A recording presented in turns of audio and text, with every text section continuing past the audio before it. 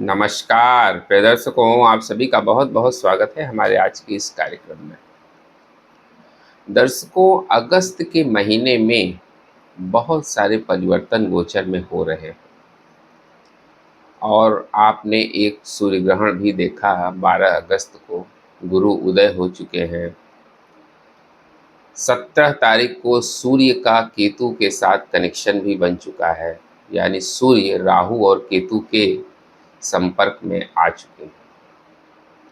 हमने कल के वीडियो में डिस्कस किया था कि गुरु जो है, देव गुरु बृहस्पति अब बुध के नक्षत्र अश्लेषा नक्षत्र में जा रहे हैं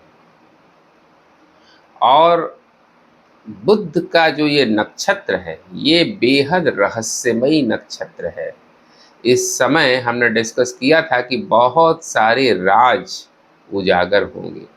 इस समय बहुत सारे आस्तीन के सांप जो है वो बाहर आएंगे। ये जो कॉम्बिनेशन है ये अलग तरह की परिस्थितियों को जन्म देगा पूरी दुनिया में, और ये छोटा मोटा समय भी नहीं है। 19 अगस्त से लेकर 31 अक्टूबर तक का समय, लगभग 2.5 महीने का ये समय होगा जिसमें देवगुरु बृहस्पति अश्लेषा नक्षत्र में होंगे। और रिकॉर्ड रहा है कि जब जब देवगुरु बृहस्पति अश्लेषा नक्षत्र में आते हैं तो देश दुनिया में बहुत सारे परिवर्तन होते हैं और बड़े आमूलचूल परिवर्तन होते हैं। ऐसे परिवर्तन जिसकी आप अपेक्षा भी नहीं रखते हैं, जो आपने सोचा भी नहीं होगा, ऐसी घटनाएं होनी शुरू हो जाती हैं। हालांकि ये परिवर्तन सिर्फ नकारात्मक नहीं होता है। हमने कहा ना कि ये शोध के लिए, गूढ़ रहस्यों को के उजागर के लिए, या स्पेस के फील्ड में, टेक्नोलॉजी के फील्ड में इस ट्रांजिट का फ़ायदा भी मिलता है। लेकिन इस समय वो सारे लोग एक्सपोज होंगे जो लंबे समय से छिपे हुए थे या कुछ ऐसे काम कर रहे थे जो लोगों से छिपे हुए थे, और अब वो बाहर आएंगे। क्योंकि एक तरफ तो गुरु जो है वो अश्लेषा में जाएंगे और दूसरे तरफ शनि भी वक्री हैं। शनि इस समय वक्री हैं जो दंडाधिकारी हैं, और वो तो चीज़ों को रीओपन करने का काम कर ही रहे हैं।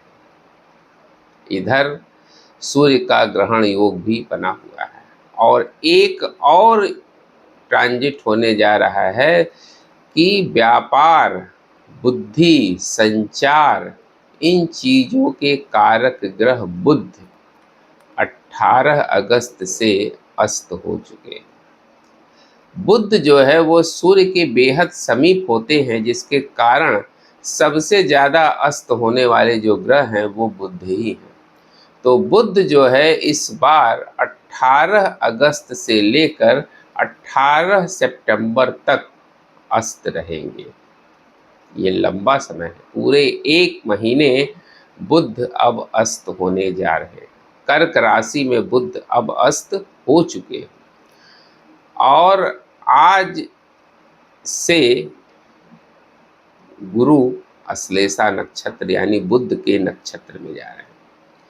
तो 3 दिन का समय जो है, 4 दिन का, 19 से लेकर 22 तक, 19 तारीख से लेकर 22 तारीख तक बुध और गुरु एक साथ रहेंगे और गुरु जो है वो बुध के नक्षत्र में रहेंगे। तो हमने बताया था कि ये 4 दिन का जो समय होगा वो आपके लिए बड़ा इम्पॉर्टेंट होने जा रहा है। इसमें आपको कोई महत्वपूर्ण डिसीजन लेना है, कोई कागजी कार्रवाई करनी है, कोई डॉक्यूमेंट साइन करना है, तो उसके लिए ये समय बहुत अच्छा है। कोई कंसल्टेंसी परामर्श लेना है आपको, तो इसके दूरगामी परिणाम बहुत अच्छे होंगे अगर ये 19 से 22 के बीच में अगर आप करते हैं तो।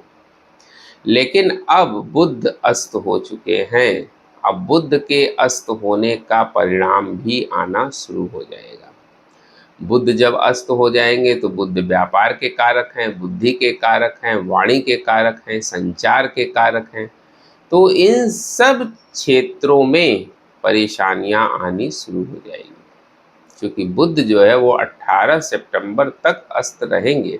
अभी तो 22 तारीख को बुध का राशि परिवर्तन होगा और ये जो है अपनी अगली राशि सिंह राशि में चले जाएंगे, जहाँ बुध की सामान्य स्थिति होती है, बल्कि अच्छी ही स्थिति होती है, क्योंकि बुध और सूर्य जो है वो आपस में मित्र हैं। तो सिंह राशि में बुध बहुत खराब रिजल्ट नहीं करते हैं, लेकिन समस्या यहाँ ये है कि बुध अब अस्त हो गए हैं, तो इसलिए बुध के बहुत सकारात्मक परिणाम नहीं मिल पाएंगे। इस समय बुद्धि ठीक ढंग से काम नहीं करेगी, आपको वाणी में दिक्कत हो सकती है। इस समय किसी को कोई ऐसी बात न बोले जिससे बात खराब हो जाए, वाद विवाद की नौबत भी आ सकती है, क्योंकि एक तरफ सूर्य और राहु का कनेक्शन बना हुआ है, मंगल और राहु का कनेक्शन बना हुआ है, और दूसरी तरफ बुध भी अस्त हो गए और अश्लेषा में गुरु चले गए। ये सारी चीज़ें, सारे कॉम्बिनेशंस जो है वो इस तरह के बन रहे हैं जो आने वाले 1 महीने तक लोगों को मुश्किल में डाल सकते हैं। इस समय आपको अपने वाणी पर, अपने क्रोध पर बहुत ज़्यादा नियंत्रण रखने की आवश्यकता है। आप देख रहे हैं कि इस समय फायरी इंसिडेंट्स बहुत ज़्यादा बढ़ गए। अभी कोलकाता में आग लगने की घटना हुई है। ऐसे ही और भी बहुत सारी घटनाएं हो रही हैं, आप न्यूज़ में देखते ही होंगे। प्रतिदिन घटनाएं हो रही हैं। धार्मिक यात्रा पर जो लोग जा रहे हैं उनके लिए भी ये समय अच्छा नहीं है। मैंने बताया था, अभी कांवड़ यात्रा को लेकर आपने देखा समस्या हुई। तो इस तरह की घटनाएं जो हैं वो बैक टू बैक हो रही हैं, क्योंकि इस समय गोचर में जो ग्रहों की स्थिति है वो बहुत अच्छी नहीं है।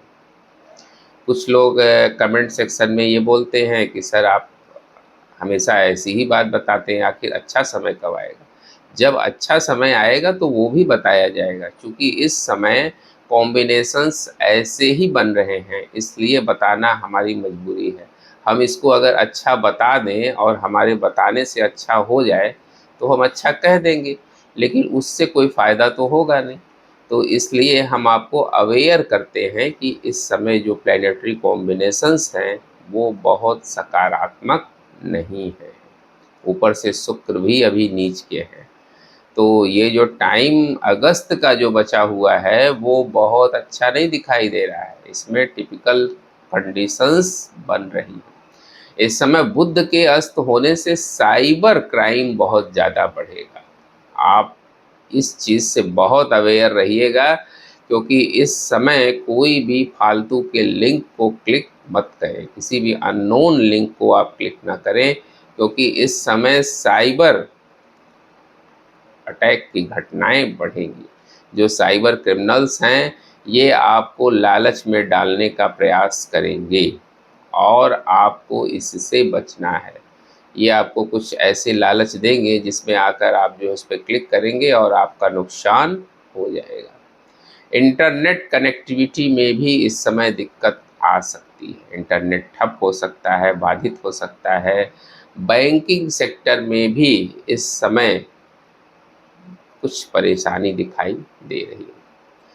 अगर हम बात करें यात्राओं की, तो इस समय हवाई दुर्घटना होने की संभावना भी बन रही है, क्योंकि इस समय जो है वो सूर्य का राहु के साथ कनेक्शन बना हुआ है और मंगल का भी राहु के साथ कनेक्शन बना हुआ है, क्योंकि मंगल अभी भी मिथुन राशि में ही हैं और ऊपर से बुध भी अस्त हो गए।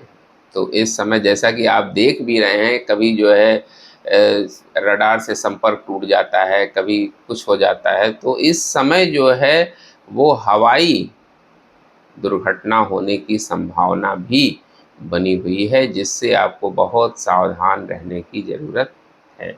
और बार बार हो रहा है, आए दिन ये घटनाएं हो रही हैं।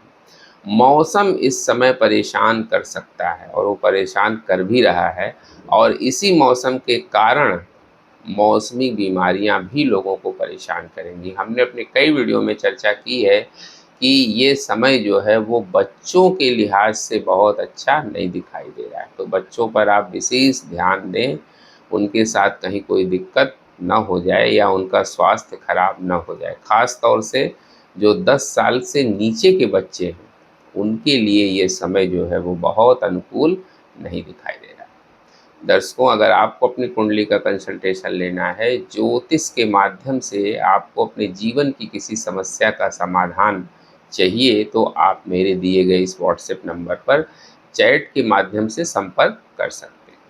उम्मीद करते हैं दर्शकों, हमारा वीडियो आपको ज़रूर इन्फॉर्मेटिव लगा होगा। मिलते हैं आपसे अगले वीडियो में किसी नए विषय के साथ। तब तक के लिए हमें आज्ञा दीजिए। नमस्कार।